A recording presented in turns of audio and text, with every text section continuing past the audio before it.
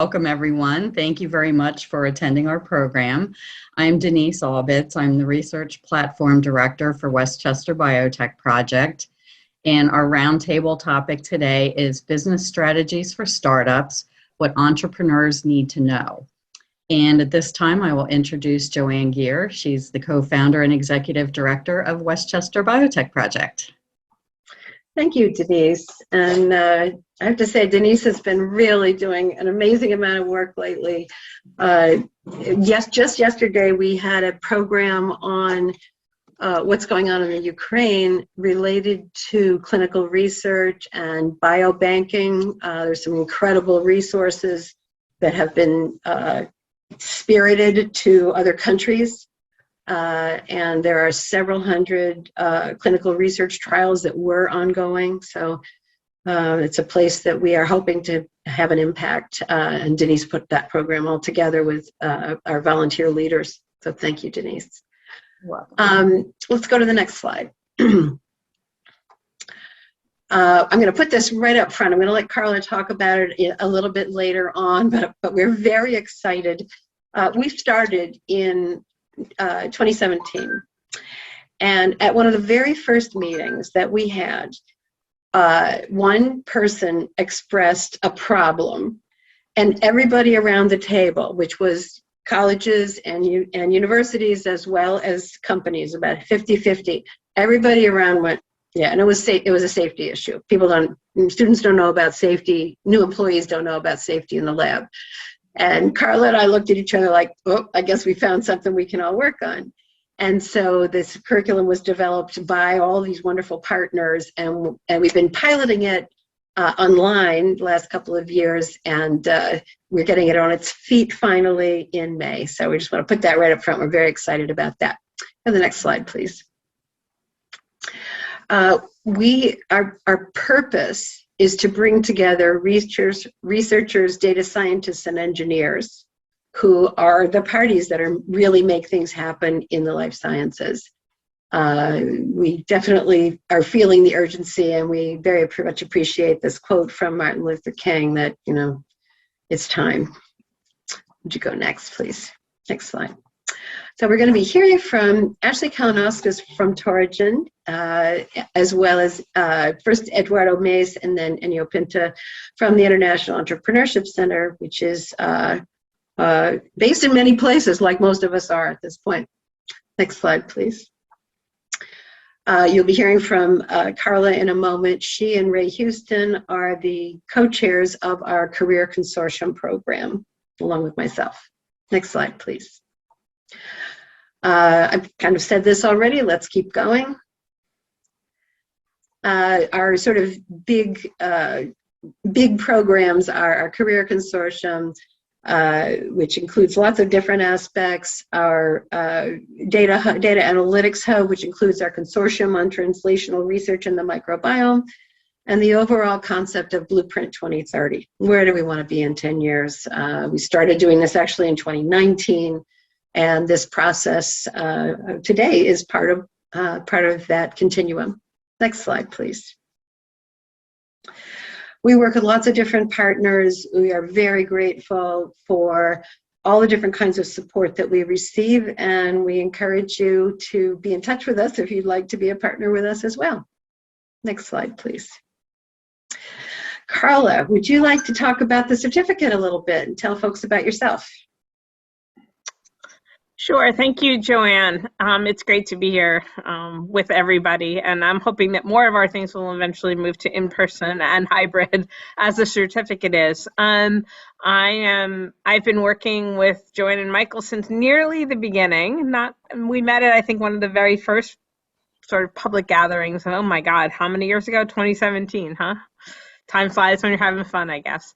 And my real interest is in building a sustainable workforce pipeline from pre-college through college, graduate school as appropriate, into the postdoc era, into independent investigator phase, and really thinking about a lot of the different on and off ramps that we can create for people on that pathway to sustainable jobs, in particularly with an interest in really doing this for the Metro New York area. I'm from that area, and unfortunately have never been able to really have a career in that area. I live outside of Boston because biotech is much more of a presence in the economy there, and I'm anxious to really see other young people and people, who are, for example, returning vets and others to really have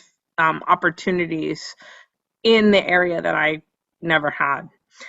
One of the biggest accomplishments I think that the Career Consortium has really brought together is a certificate program that was developed with input from people from all different colleges, industries, small and large, in the area originally.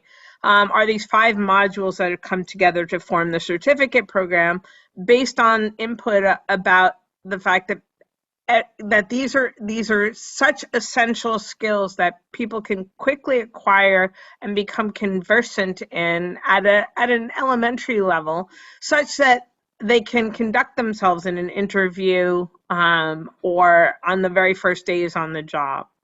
And so we've developed these 5 modules on lab safety, as you can see in lab notebooks, aseptic technique, which we're really excited to finally be able to do in person, and having students really get their hands, hopefully not too dirty in the lab, but to try out, to really learn what it is and how to do that. Sustainability in the lab in partnership with My Green Lab on the West Coast.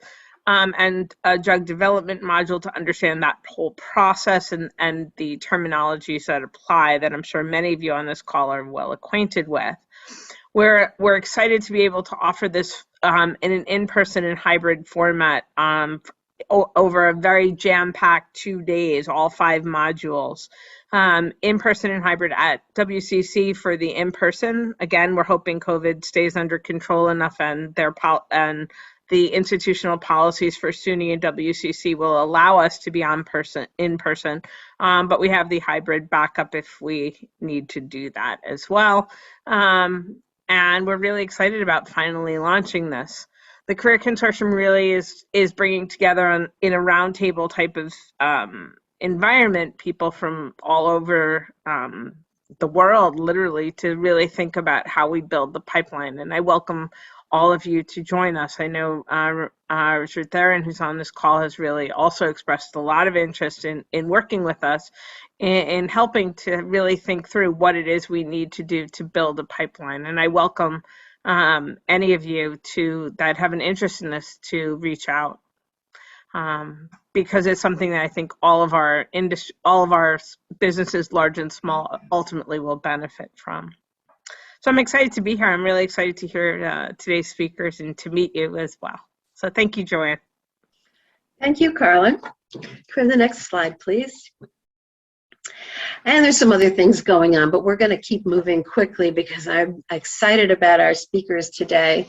And I do want to acknowledge Richard Darren, who you'll be hearing from later, and I know Carla mentioned you, Richard, who has invited 2 of our speakers from the International Entrepreneurship Center.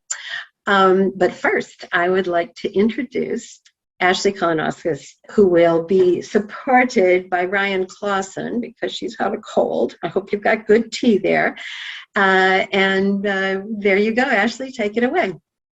Perfect. Well, thank you so much. I really appreciate being here today. And yeah, as you could tell, I'm going to be supported by Dr. Ryan Clausen on my team. He's our Vice President of Research and Operations. So if there's anything that I'm going to kick off to him as needed, but together I think we'll have a really good meeting. So I'm excited to tell you about Torigen's journey and about how we started. So I was a grad student at the University of Notre Dame, and I joined Notre Dame because they had a really interesting program where it was a master's degree in a science discipline that you were focused on. And for that, I was focused on immuno-oncology. But you also took all business classes as well. And then instead of a traditional scientific thesis, your thesis was, can you take what you're working on in the laboratory and actually find a way to potentially commercialize it? So in the lab that I was working in, we were focused on personalized cancer vaccines. And we had done mouse and rat model studies for prostate cancer, ovarian cancer, melanoma, really showcasing that by having an autologous approach, which means you're taking the tumor from one patient and you're using that as the antigenic backbone to create a therapy only for that patient, we really felt that we had the ability to move forward and leverage the data that our lab had accumulated in order to bring this to the market. But the problem was, how do you commercialize something into the human space? How long does that take? How much money does that take? And, one of the rule of thumbs that I've learned is everything takes twice as long and costs twice as much as you ever initially anticipated. And for some entrepreneurs, like add a 5 in front of that, 5 times as long, add a 10 in front of that sometimes, 10 times as long and 10 times as much. And, it becomes this really daunting task where a lot of scientists are working on fantastic research, but they maybe don't have the ability or the thought or the want to see that Mount Everest in front of them of how do I actually start commercializing it.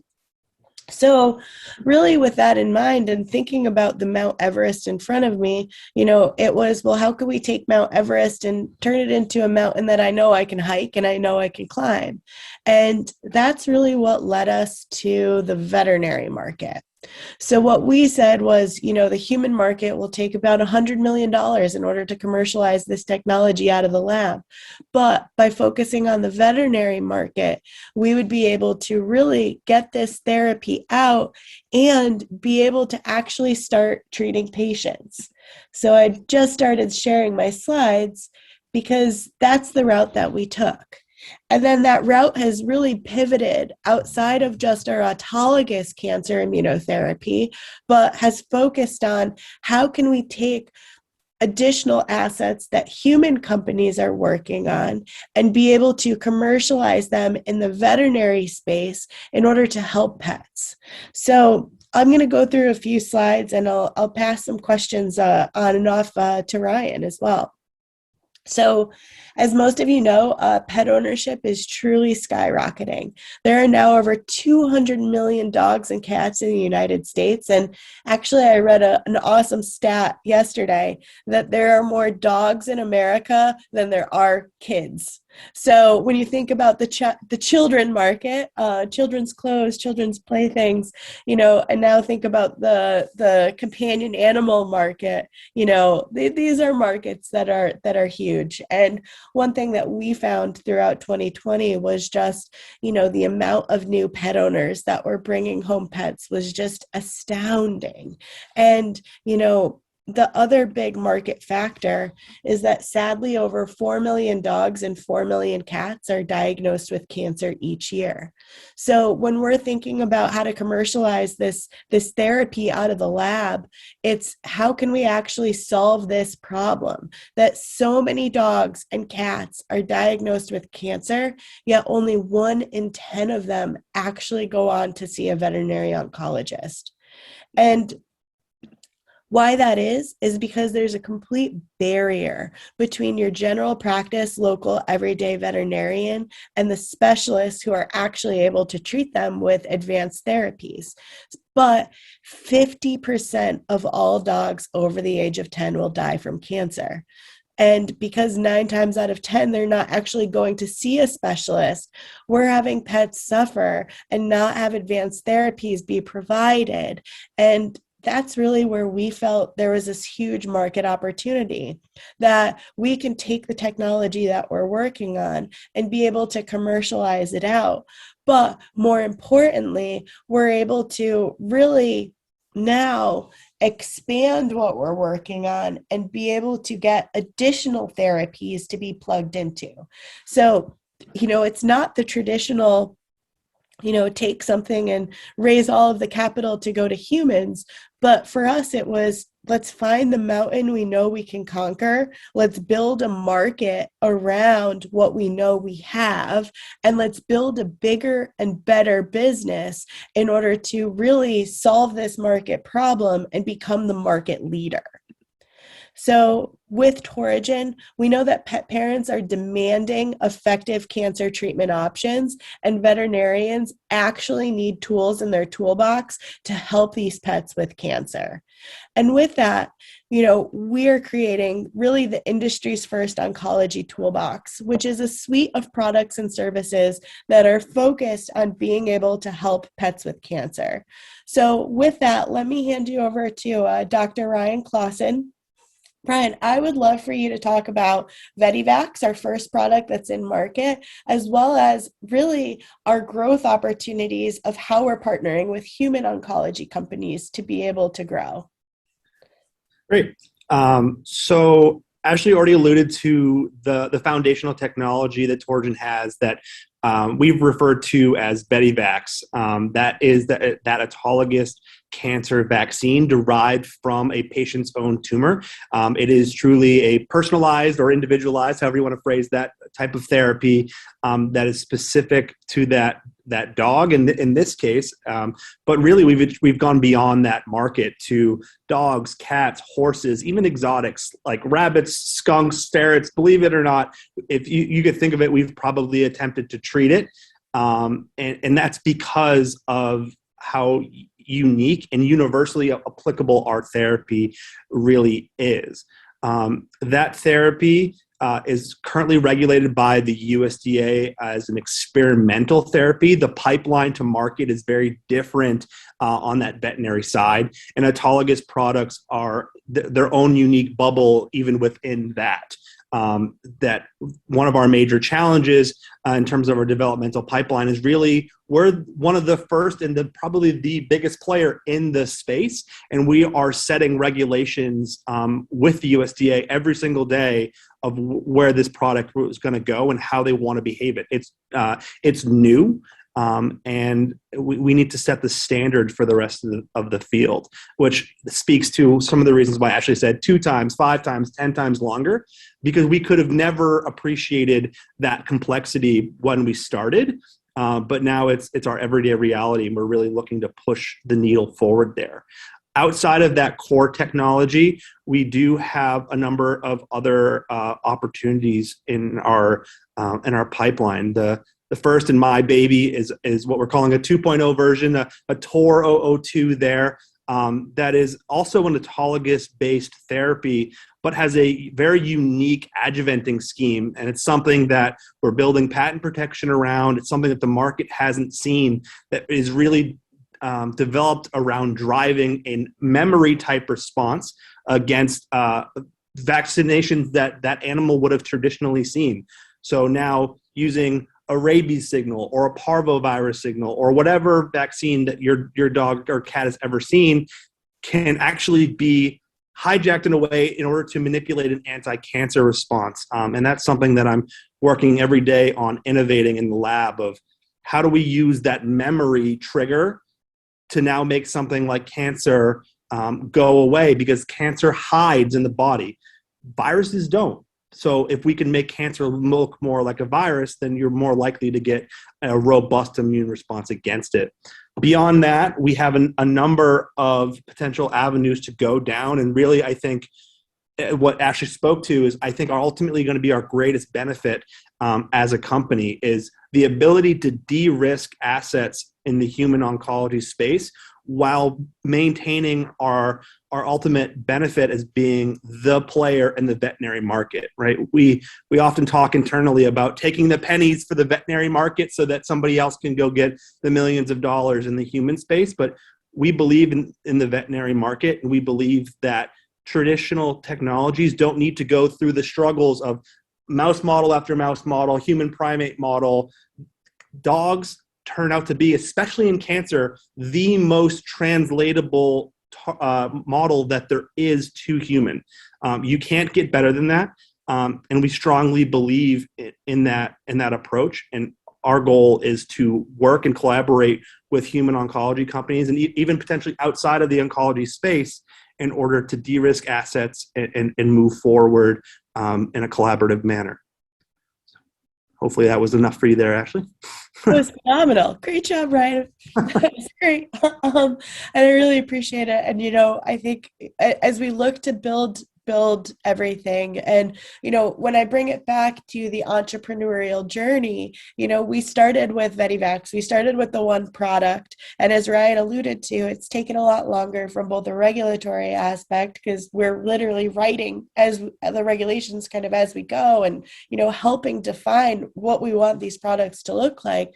But it's also been, how can we take what we have and expand it? That's our 2.0 version. And how do we work with human oncology companies to bring those pennies and make those pennies into millions, because we're able to leverage all the preclinical safety data as well as CMC manufacturing packages in order to kind of have a revenue sharing approach and to drive the potential for looking at, whether or not this therapy can succeed in the cancer space, regardless of species, human or canine.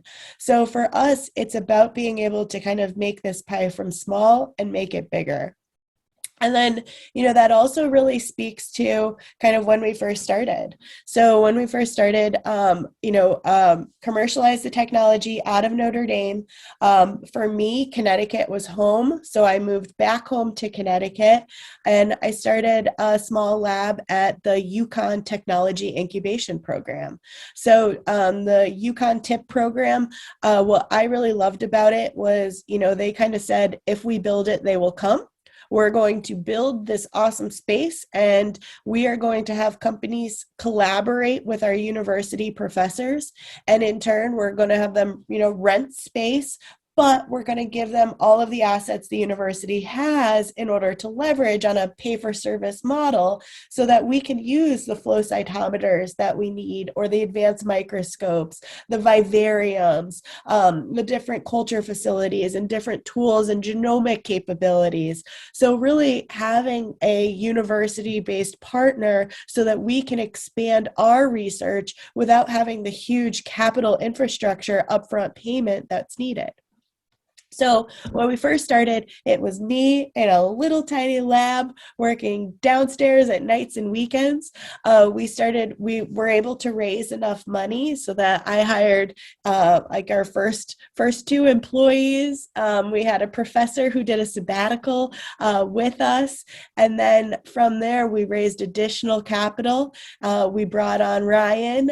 We brought on our chief medical officer, veterinary oncologist, and then we've continued to grow. So with every kind of new capital raise, it's allowed us to look at the market, make another step, be able to make it bigger, and be able to conquer it.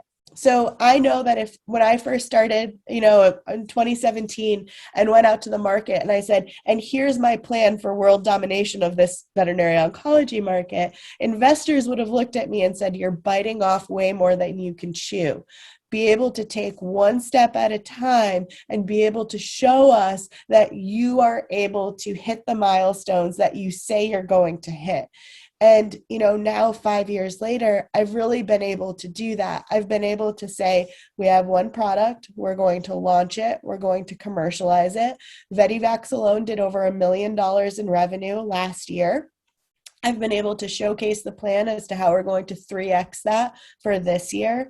And in addition, I've now been able to show how our model can be expanded so that we're able to continue really having more avenues for additional capital within the business. So I think that in itself has allowed us to become, go from baby company to now, a 25-person business that's both revenue generating and forward looking in order to continue expanding.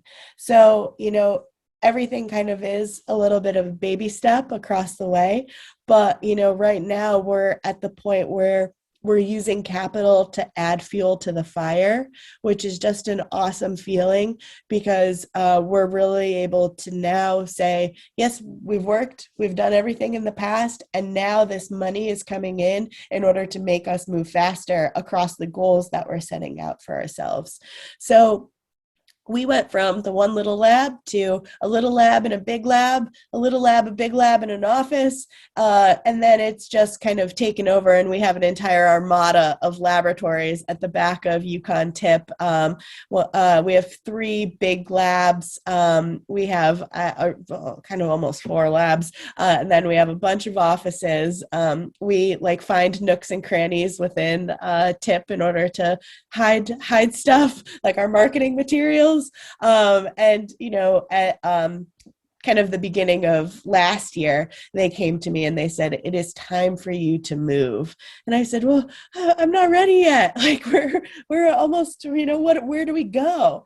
And, you know, I think that that's a really big component of why I was so excited to talk to this group today, was because inside of the tri-state area, there's limited ways for companies to grow. I could continue taking over my armada of labs, but now, like, where else do I go? So last year, Ryan and I really started looking in the market for prefabricated lab space, and there was nothing. There was one space we found that had an active clean room. It was like on a I-84 major highway. You know, the people that were renting it were like, oh yeah, we've only had like 4 major break-ins over the past couple of years. It's like, I can't move my business here. And then outside of that, looking into New Haven, there was no laboratory space available whatsoever within New Haven for us to rent. So, you know, I always say, like, okay, well now what? And you know, if Mount Everest is too high for us to climb, let's take our mountain down a few steps and let's figure out what we need. So really what we decided to do was move down the street into a new office building in Farmington. And within that, there's a warehouse space within that office, and we're turning that into our clean room manufacturing in order to manufacture Betivax. But we're going to keep kind of any of our BSL-2 laboratory pieces at Yukon, because one, that allows us to leverage the equipment that we need. It gives us a much smaller footprint so that I only have 1 lab that I'm taking over, but otherwise there's no space and the space doesn't exist. So this was the most cost-effective way for us to continue moving forward. And with that, there's been, you know, some challenges. You know, we're working with an architecture team and an engineering team. We're kind of trying to retrofit a space to make it a manufacturing space. And, you know, it's taken a lot more time than we initially thought it would be, but at least the end is in sight. So Ryan, do you want to maybe describe a little bit about the space that we just leased? Yeah, of course. And we actually described the space that we ended up with after probably 6 months of looking, maybe longer.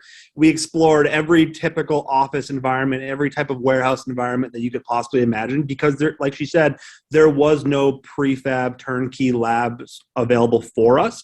And she mentioned it there, and I didn't harp on it during my previous conversation, but we are manufacturing this product at obviously a pretty high volume to make 1 million in sales for 2021, and we're doing so in a clean room environment.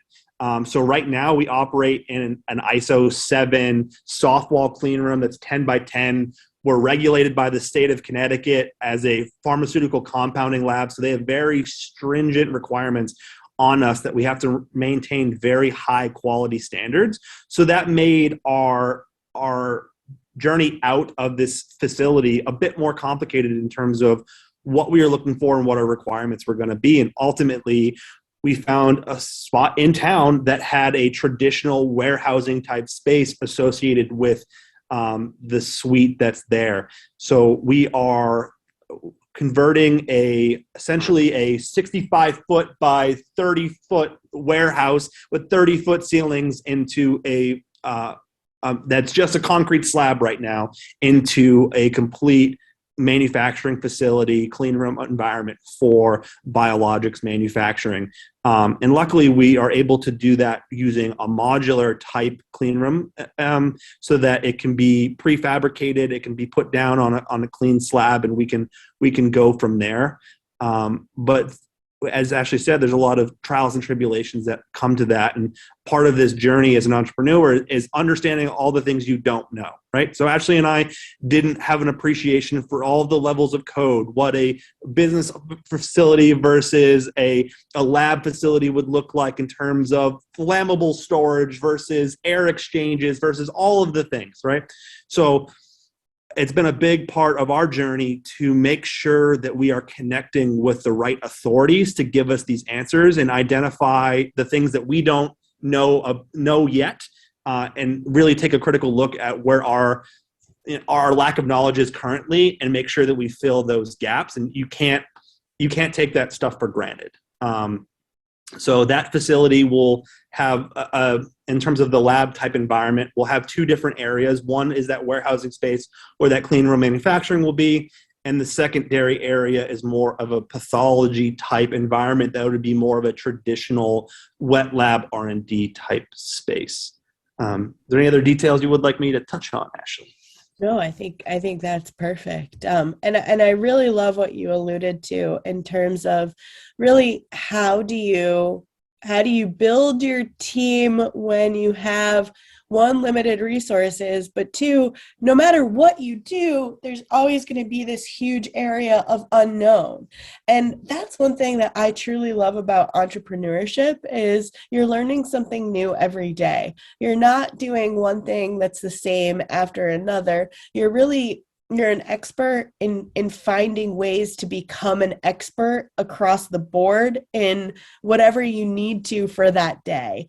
And that's by surrounding yourself with amazing individuals and then having them connect you to their networks of amazing individuals. So I founded Torigen alongside my former professor, Dr. Mark Succo. Of that, Ryan was kind of our next hire, our head of research, and then he's added head of research and operations to be completely underneath him as well. He really manages the whole on-site team from both research and ops. We have our head of sales, Sean Fitzgerald, our chief financial officer, John Calassi, and a chief medical officer, Dr. Mike LaCroix, a veterinary oncologist with background in business development. So, are any single one of these people experts in code for building a clean room? Absolutely not. But we've been able to really understand who should we reach out to and why should we reach out to them in order to be able to build the best business that we can. So for me, entrepreneurship is about being able to know what you know and absolutely being able to ask for help for things that you don't know, and to be able to outsource when you need to, use a consultant when you need to.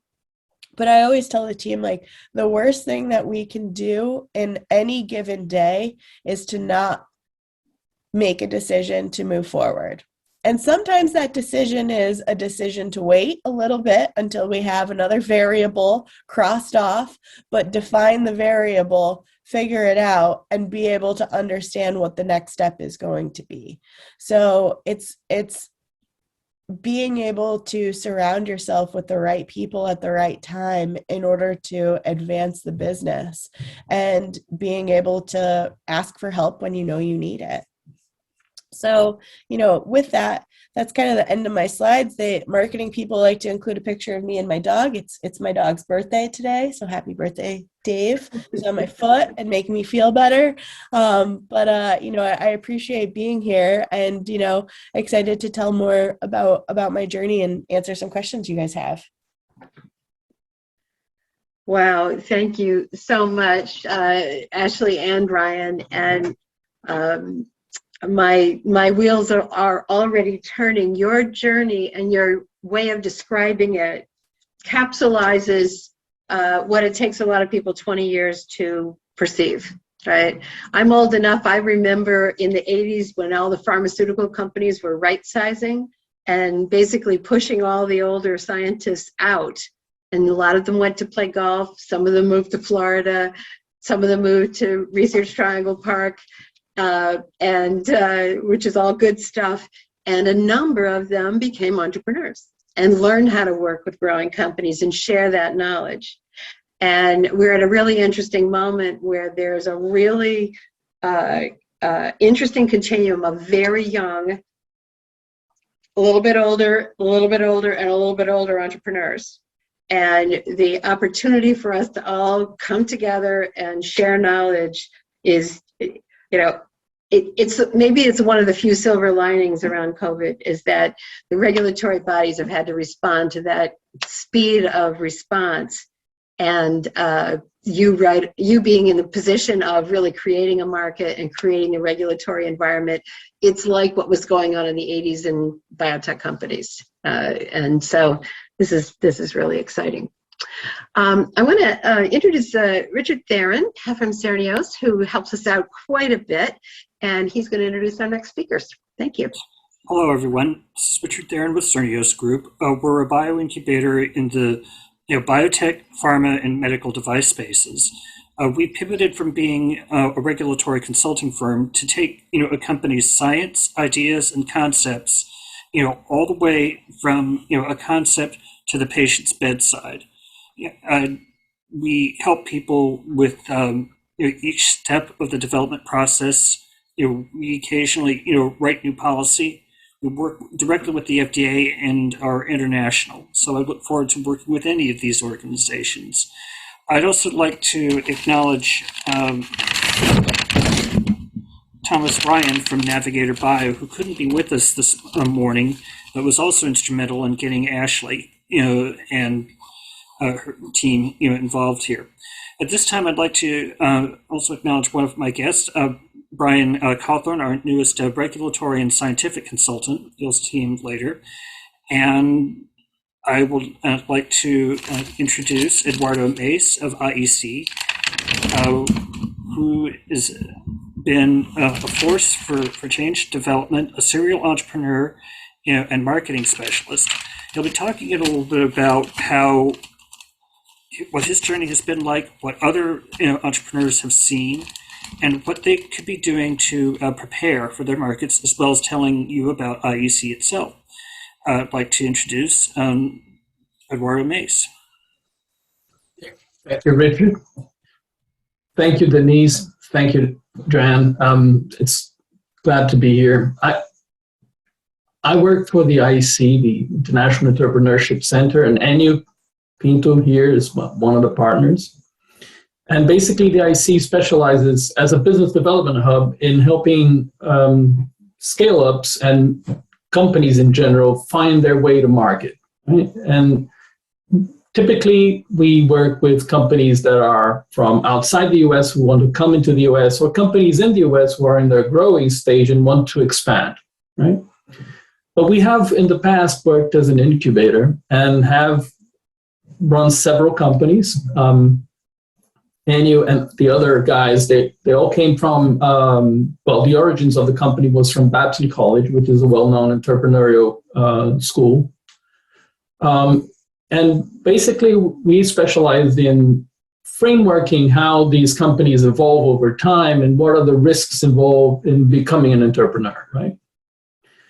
We wanted to de-risk and be able to help the companies grow in the best way possible. So, having said that, maybe Enio, you want to introduce yourself as well? Sure. Thanks, Eduardo. It's a pleasure to be here. Yeah, as Eduardo mentioned, the way IEC was founded, I spent 10 years at Babson College. I was responsible for global partnerships and programs, and we delivered educational programs for entrepreneurs around the globe. And after the educational piece, all these entrepreneurs would say, can you help me to enter US market? Or US entrepreneurs saying, can you help me to move to another market? And we create IEC. So that's as Eduardo mentioned, that's our core business, is help entrepreneurs to enter different markets. It was funny that in the beginning, we thought that we would be a consulting company, and and the entrepreneurs guide us in this process. They say, I don't want consulting, I want marketing and sales. Please close some deals to me, and I'll be glad to share some of the revenues with you. So, and that's what made us to be not a consulting company, but a market and sales company. Thanks, Eduardo. So the IC is in the Boston region, and we obviously have clients in both biotech, pharma, healthcare, and mainly we come from software, right? In the sense of most of our clients are technology-based, but software-based. We have some medical devices as well, companies, but I'd like to run you through a couple of things that might be relevant to you, both in the biotech space, but also in your entrepreneurial journey, right? So I'd like to share the screen now. Just a second. So running a startup, beginning from, in the case of biotech, you're talking about, R&D, clinical trials, and then commercialization, right? And the traditional business models of biotech, technology partnering, asset creation and licensing out, product development, and so on. We tend to look at this in a more generic way. So we divide this into three different buckets, right? The running a startup and becoming a company. One is the ecosystem you're in. The other one is how you organize yourself, how you build your startup. And the third one is how you acquire clients. What we noticed is most of the problem really and I'm talking here about the company itself, right? When you do have a company, the first thing you need to think about is how to make it scale, right? Because it's the scaling that's going to allow you to become a business, not a family, not what we call a lifestyle business, but a true business that investors could be interested in, right? And most of the funding that is provided by the market really fails to produce results, right? And it's the same in the biotech space, right? Your R&D might take longer, you might give up, or it might not work. And same with the clinical trials, right? It's a tough market for you. And de-risking that is something that the biotech space has already found a ways around, by finding a technology partner and so on. But I wanted to call your attention to a number of things. One is the success rate diminishes the more the company evolves. It's not, most people think, because you only see the successful companies, that companies tend to have an up and up path. And that's not true. The truth is they have a down and down path. They get the money, they spend the money, then the product just doesn't work and they close, right? And there's some valuation phases, and this is valuation money for SaaS companies, software as a service, right?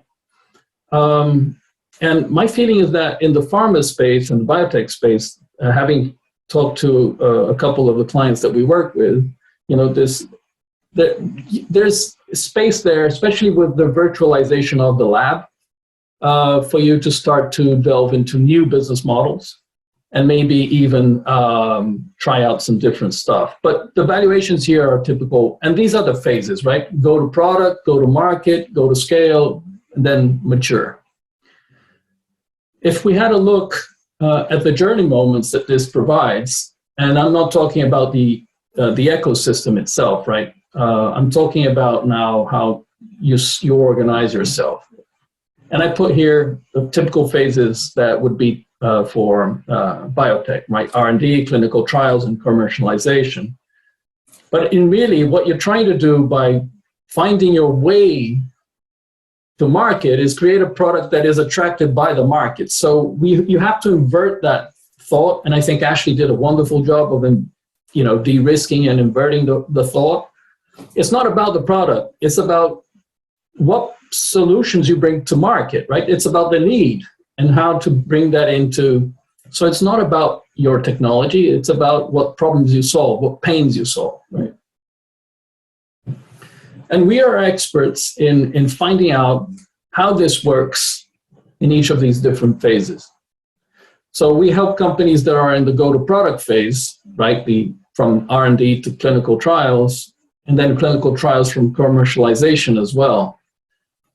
But we find that most of the time, the entrepreneurs don't focus on the solution.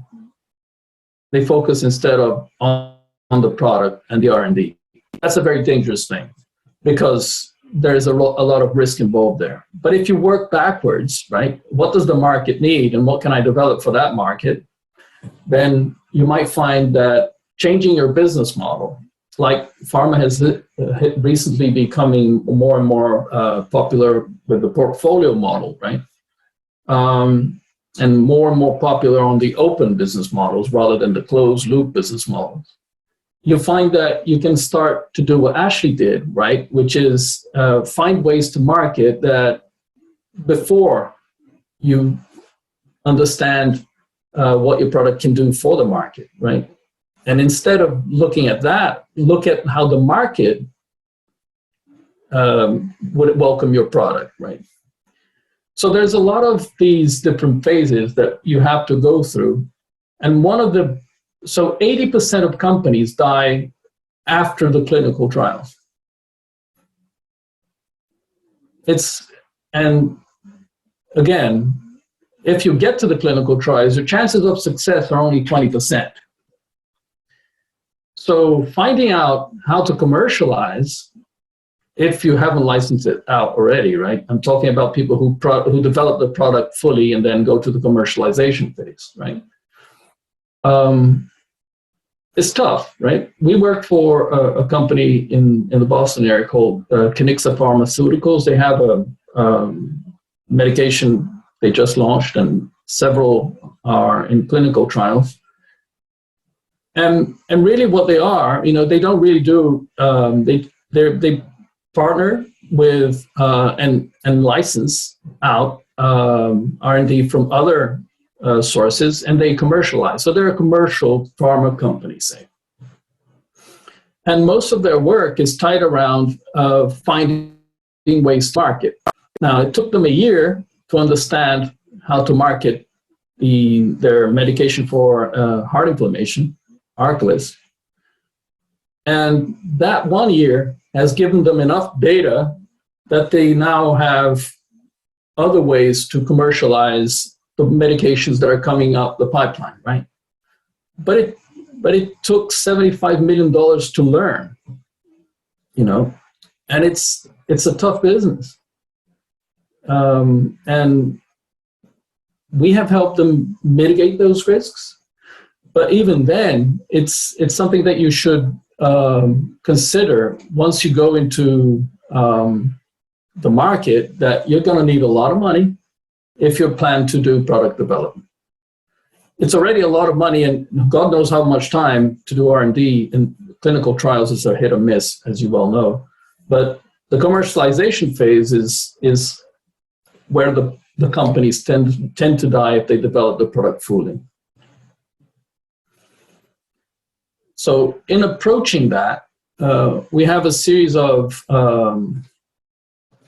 methodologies that we train our companies in to make sure that they honed in on the right problem so that they can sell it to investors, right? Because all this centers around the investment community, right? If you're going to do it properly, if you're going to do the product development, it's yourself, right? And these techniques have worked wonders for companies all around the world that we work for, from companies from San Francisco, from Europe, from South America, from Asia. And there are techniques that you can use to sort of make sure that you have the right approach before you talk to your investors, right?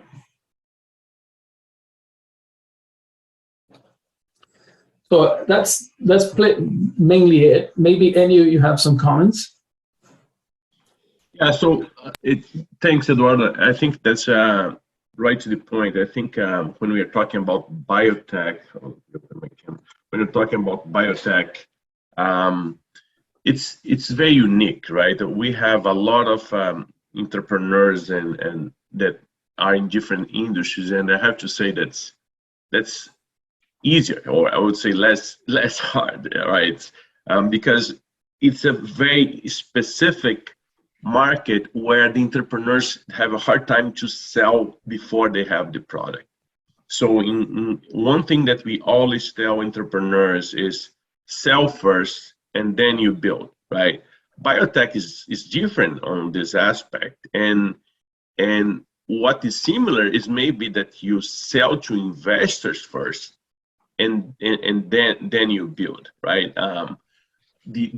But I'm with Eduardo. I think when you start a company, day one, you have to think about commercialization. You cannot fall in love for your idea, you have to test the market. Even if you don't sell, you have to test first and then you build, like Ashley did, right? So we have a lot of experience with researchers, and sometimes they get in that field for different reasons, but they are so passionate about their product that goes in favor because they have so much passion about that, but sometimes goes against them because they don't test the market. I had a partner that used to work with me, and entrepreneurs would do a pitch to him, and they would ask, "What do you think?" And he said, "Doesn't matter what I think. Go, do I look like your client? Talk to your clients and ask them what they think," right? So I think biotech is very unique, but since day one, you have to think about commercialization, even if you don't do that on day one. Well, they couldn't be two more complimentary presentations, so thank you very much for that.